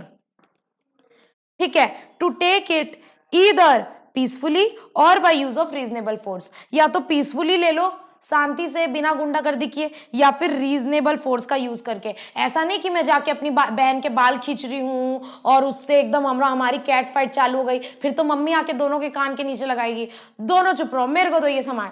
ठीक है, तो या तो मैं रीजनेबल फोर्स यूज करके ले सकती हूँ या तो मैं पीसफुली ले सकती हूँ, गुंडागर्दी नहीं करना है। ठीक है, from one who has wrongfully taken it और wrongfully डिटेन्ड इट। अगर मेरा कोई सामान है, मेरा कोई चैटल है, यानी कि मेरा कोई गुड्स है, वो कोई और ले लेता है, तो मैं, अगर मेरे से हो पाता है तो मैं पीसफुली या फिर रीजनेबल फोर्स यूज करके जा करके लेके आ सकती हूँ। और अगर वो रीजनेबली नहीं मिल पा रही है फिर कोर्ट में जाओ। समझ में आया? तो इसे बोलते हैं रिकैप्शन ऑफ गुड्स। रिकैप्शन ऑफ गुड्स और री एंट्री ऑन लैंड एक जैसा है। लैंड बेसिकली लैंड की स्पेसिफिक बात कर रहा है, गुड्स मतलब किसी भी गुड्स की बात कर रहा है, जनरल गुड्स की। बहुत हंसी आ रही है आज आप लोगों को, इतना हंसा दिया मैंने, सोचो। थैंक यू बोल देना मेरे को, ठीक है, बाद में अच्छे से। Thank you madam.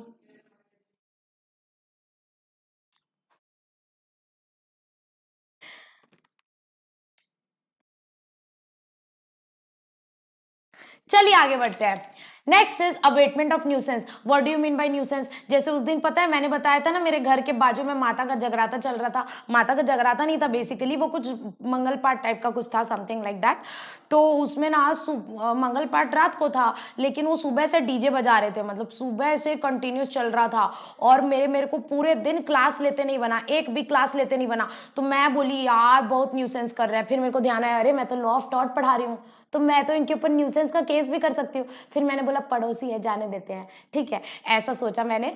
तो न्यूसेंस मतलब कोई इतना ज़्यादा लाउड स्पीकर में नॉइज़ कर रहा है, इतना ज़्यादा हल्ला कर रहा है जिससे आस पड़ोस वालों को क्या हो रहा है, प्रॉब्लम हो रही है। जैसे मान के चलो किसी बच्चे की एग्जाम है और वो बेचारा बैठ के पढ़ाई कर रहा है और आजू बाजू वाले रात को 12 बजे डीजे बजा रहे हैं जिसमें चल रहा है तेरी आँख्या का यो काजल, मस्त सपना चौधरी के गाने बज रहे हैं, ठीक है। तो ये सारा इसको क्या बोलते हैं, न्यूसेंस मतलब नॉइज पोल्यूशन करना। मतलब आप बड़े बड़े स्पीकर्स में इतना लाउड उनमें या तो चिल्ला रहे हो या तो नॉइज पोल्यूशन कर रहे हो जिससे किसी को आसपास वाले को क्या हो रही है, प्रॉब्लम हो रही है, तो उसको बोलते हैं न्यूसेंस। तो न्यूसेंस भी एक प्रकार का क्या होता है, टॉर्ट होता है।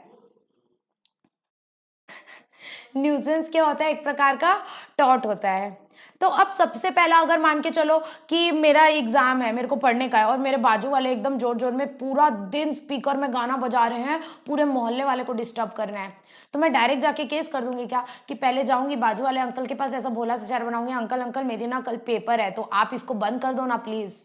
तो मैं पहले जाके ट्राई करूंगी ना कि वो उसको बंद कर दे, राइट। सो इसको बोलते हैं हम अबेटमेंट ऑफ न्यूसेंस। अबेटमेंट मतलब पहले आप खुद ट्राई करो, खुद एक्शन लो कि वो जो है वो न्यूसेंस ना करे, ठीक है। समझ में आया, मतलब जब हम अपने काम से अपने एनवायरनमेंट वाले को, अपने आसपास वालों को कभी भी कुछ भी डैमेज पहुंचाते हैं, कुछ भी प्रॉब्लम करते हैं, तो उसको बोलते हैं न्यूसेंस। और जब उसके लिए अगेंस्ट हम खुद एक्शन लेते हैं तो उसको बोलते हैं अबेटमेंट ऑफ न्यूसेंस। जैसे कि ऑक्यूपायर ऑफ लैंड में लॉफुली अबेट, अबेट मतलब मना करना कि भाई मत करो प्लीज, भाई मत करो, terminate by his own act any nuisance injuriously affecting it. Thus, he may cut overhanging branches as spreading roots from his neighbor's trees. But upon giving notice and by choosing the least mischievous mode, avoiding unnecessary damage. अब इसका एक और example है, पड़ोसी वाला example है। जैसे मैंने पड़ोसी का एग्जाम्पल लिया, स्पीकर में वो लोग गाना बजा रहे थे, तो पहले तो मैं उनको जाके बोलूंगी अंकल अंकल बंद कर दो इसको, मेरी एग्जाम है। नहीं सुने तो मैं क्या करूंगी, मैं जाऊंगी खुद, ऐसे जाऊंगी और स्विच बंद कर दूंगी जिससे कि उनका स्पीकर बंद हो जाएगा। तो इसको क्या बोलते हैं, या तो खुद एक्शन लेना है तो उनको मना करो, अगर वो नहीं सुन रहे तो खुद एक्शन ले लो। सिमिलरली इसका एक और एग्जाम्पल है कि दो पड़ोसी थे, जैसे मान के चलो ये एक इधर घर है और ये एक इधर घर है और ये एक इधर घर है, और इस पड़ोसी के ना बहुत सारे पेड़ थे। ऐसा हमने किया है, पता है, एक्चुअली हमने किया है। हमारे पड़ोसी के ना बहुत सारे पेड़ थे और उन लोग के पेड़ इतने ज्यादा हो गए थे ना कि हमारे घर साइड पूरे उनके ब्रांचेस आने लगे थे, तो हमको ना बहुत प्रॉब्लम होती थी। तो हमने इनको इनको जा करके बोला कि भाई अपने पेड़ काट लो या तो अपने पेड़ का कुछ करो, हमारे घर में आ रहा है, हमारी बाउंड्री में आ रहा है, और ये लोग नहीं सुने। तो हमने क्या किया पता है, हमने इनकी डंगाली खींची और पूरा हमारे साइड जितना आ रहा था ना वो पूरा काट डाला। ये गलत किया क्या, नहीं कुछ गलत नहीं किया, क्योंकि उनके वजह से हमको प्रॉब्लम हो रही थी। तो इसको बोलते हैं वो हमको प्रॉब्लम क्रिएट करते हैं, उसको बोलते हैं न्यूसेंस क्रिएट करना। तो अगर उनके वजह से हमें न्यूसेंस हो रहा है तो हम खुद एक्शन ले सकते हैं, उसको बोलते हैं अबेटमेंट ऑफ न्यूसेंस। प्रोवाइडेड कि हम उनको एक बार नोटिस दे दें कि आप काट रहे हो पेड़, कि हम खुद काटें, वो नहीं सुनेंगे तो हम खुद उनके पेड़ काट देंगे। और हमने एक्चुअल में ऐसा किया है, हमने अपने पड़ोसियों के पेड़ काटे हैं, बताना मत जाके, ठीक है। तो इसको बोलते हैं अबेटमेंट ऑफ न्यूसेंस, लेकिन उसके लिए हमें प्रॉपर नोटिस देनी पड़ेगी और रीजनेबल मैनर में करना पड़ेगा, ठीक है। अशोक पूछ रहा है मैम डिफेमेशन के दो टाइप्स। अशोक प्लीज थोड़ा सा रिवाइंड कर लो, बच्चे बहुत लेट हो गई है, आप थोड़ा सा रिवाइंड कर लो। मैंने बहुत डिटेल में समझाया डिफेमेशन के दोनों टाइप, आपको इसी लेक्चर में थोड़ा सा आधे घंटे पहले सारा चीज मिल जाएगा, इनफैक्ट 15-20 मिनट्स पहले, ठीक है, ओके। आगे बढ़ते हैं। तो ये क्या हो गया, अबेटमेंट ऑफ न्यूसेंस मतलब खुद एक्शन लेना, खुद उनके गलत काम को या तो आप ट्राई करो कम करने का। जैसे उनको नोटिस दो पहले, फिर भी वो नहीं सुन रहे हैं तो खुद कर लो, लेकिन लेस मिस्चीवियस मेथड में, मतलब जितना सरल तरीके से हो पाए उतनी सरल तरीके से करो। अवॉइडिंग एनी अननेसेसरी डैमेज, ऐसा मत करो कि उनका पूरा पेड़ ही जड़ से उखाड़ के फेंक दिया, बाहुबली बनने की कोशिश कर रहे हो, नहीं नहीं, सिर्फ उतना पार्ट काटो ना जितना आपके वॉल के इधर साइड आ रहा है। पूरा पेड़ उठा के काट दोगे ना तो फिर उल्टा वो आपके अगेंस्ट केस कर देंगे। तो अवॉइड करो unnecessary damage, less mischievous mode में खुद आप उस चीज को रोक सकते हैं न्यूसेंस होने से, इसको बोलते हैं abatement of nuisance. Last topic of the day, last topic of the chapter, distress man damage feasant. What do you mean by distress damage feasant? Distress damage feasant का मतलब होता है right to detain wrongful act what do mean by right to detain wrongful act? Right to detain wrongful act का मतलब होता है कि मान, एग्जाम्पल के साथ समझाती हूँ, एग्जाम्पल के साथ समझाती हूँ। ये मेरा घर है, प्यारा सा छोटा सा। अब इस घर का नाम है स्वर्ग। ठीक है, ये मेरा घर है, इसका नाम है स्वर्ग।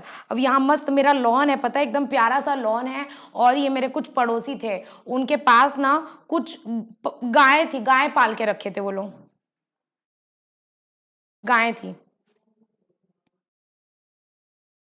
ये गाय थी इन लोगों के पास। और ये गाय ना मेरे पास आ गई, और ना मेरा पूरा पेड़ वगैरह तो था, छोटे छोटे प्लांट थे, मस्त अलग अलग गुलाब खिल रखे थे, लाल गुलाब, पीला गुलाब, बहुत सारे अच्छे अच्छे फूल खिल रखे थे।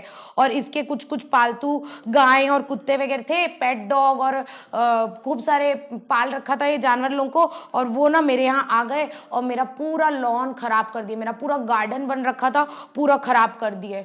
अब मैं क्या करूँगी, मेरे को गुस्सा आ जाएगा, अट्टा माजी सटक ली, अब मेरे को गुस्सा आ गया। अब मैं इनकी गाय और डॉग को ना जब्ती कर लूंगी, अपने पास बंद करके रख लूंगी, और बोलूंगी कि ये जो बंदा है जिसके गाय और कुत्ते हैं, उसको मैं बोलूंगी कि मेरे को पैसा दे, मेरा डिस्ट्रॉय हो गया, मेरे को पैसा दे, मेरे को कंपेंसेशन दे, वरना तेरा गाय घोड़ा वापस नहीं करूंगी। इसको बोलते हैं कि डिटेन कर लेना। किसी ने मेरे साथ कोई रॉन्गफुल एक्ट किया, किसी ने मेरे साथ कोई गलत काम किया, तो मैं उसका सामान, उसका कैटल या उसका चैटल को डिटेन कर लेती हूँ। डिटेन करना यानी जब्ती कर लेना, डिटेन करना यानी जब्ती कर लेना। इसको बोलते हैं distress damage feasant, distress damage feasant, distress damage feasant. What do you mean by distress damage feasant? Distress damage feasant means right to detain wrongful act. समझ में आया क्या?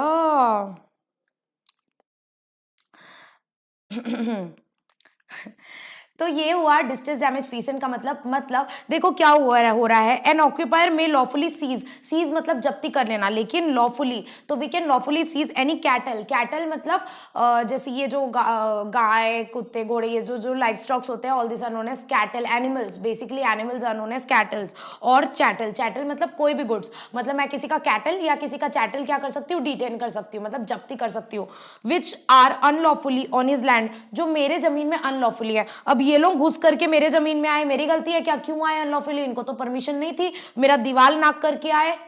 ये इसके कैटल और इसके चैटल मेरे जमीन में आए, जिसकी वजह से मेरे को डैमेज हो गया, तो मैं डिटेन कर लूंगी, राइट। जो अनलॉफुली कहाँ है, मेरे जमीन में है और डैमेज कर रहे हैं, एंड हम उनको क्या कर सकते हैं, डिटेन कर सकते हैं, unless the compensation is paid. जब तक वो सामने वाला बंदा मेरे को कॉम्पेंसेशन नहीं देता, मैं उसको डिटेन करके रख लूंगी। और ये जो राइट है, इसको बोलते हैं हम distress damage feasant. I hope everybody is crystal clear. तो यहाँ हमारा बहुत ही अच्छी तरीके से, बहुत ही प्यार से कंप्लीट होता है Indian contract act as well as law of tort. And I am very happy कि मैंने फाइनली लॉ ऑफ टॉर्ट्स आप लोगों का कंप्लीट कर दिया, जो कि मुझे बीच में टेंशन हो रही थी मैं कैसे करूंगी, क्योंकि जब आप लोगों की रिवीजन क्लास चालू हो गई थी, तो बट फाइनली हो गया हमारा Indian contract act and law of torts complete.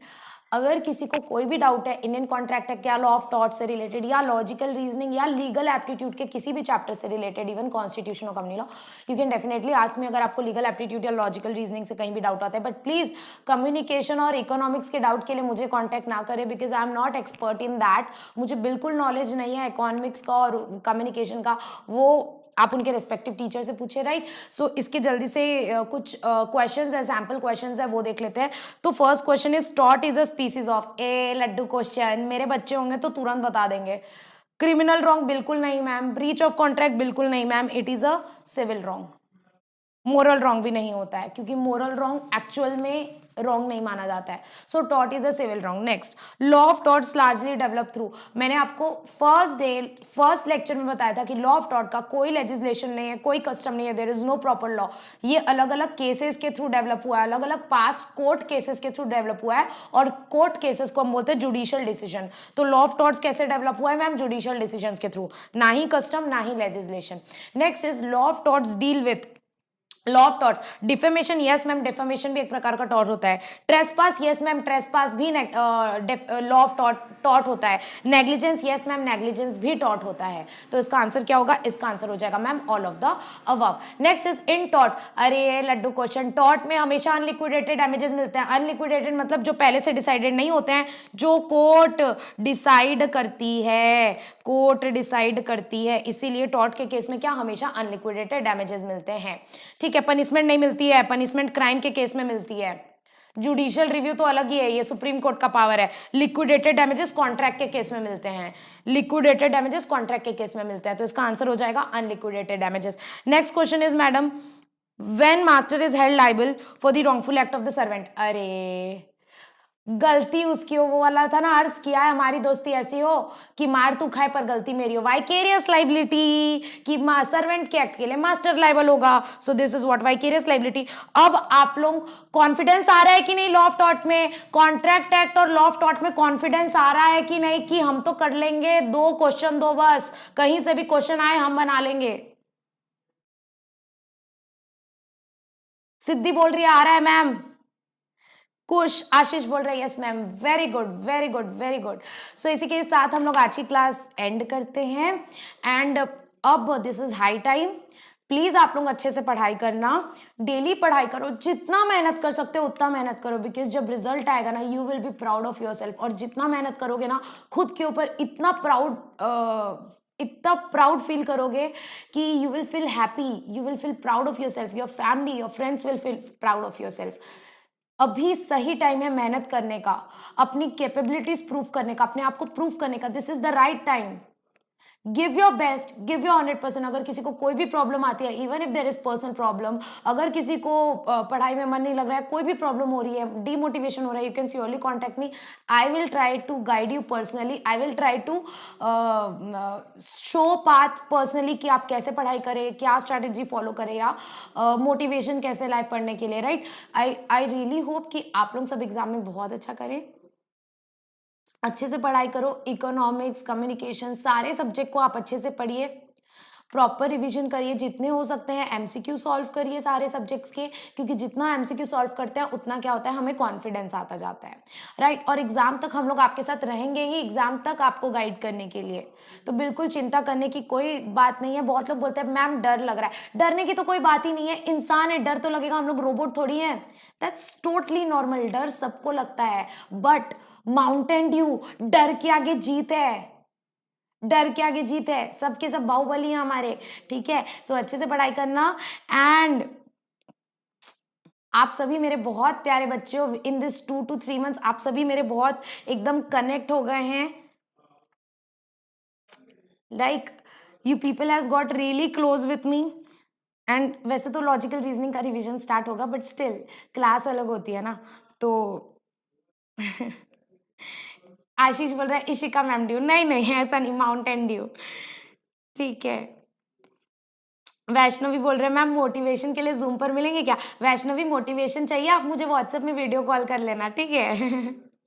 Zoom meeting we can try, Prachi ma'am और सर लोग से डिस्कस करके we can make a zoom meeting, बताओ सबको चाहिए क्या जूम मीटिंग, तो we can discuss and we can plan, ठीक है। सो आज बहुत लेट हो गई है, इसी के साथ आज की क्लास एंड करते हैं and I wish you all the luck, बहुत सारा lots of love to all of you, अच्छे से पढ़ाई करना और मेरा नाम रोशन, मेरा नहीं सबका सबका नाम रोशन करना, अपने पेरेंट्स का नाम रोशन करना, ठीक है। आप लोग सब देखना रॉक करेंगे। तो वैसे अलविदा लेने का मन तो नहीं कर रहा है, बट हमारी क्लास खत्म हो गई है, तो इसी के साथ आज की क्लास खत्म करते हैं। Everybody take care, study well, मेरा लक आशीर्वाद सपोर्ट हमेशा आप लोग के साथ रहेगा, ठीक है। Take care, bye bye, bye everybody, bye bye bye.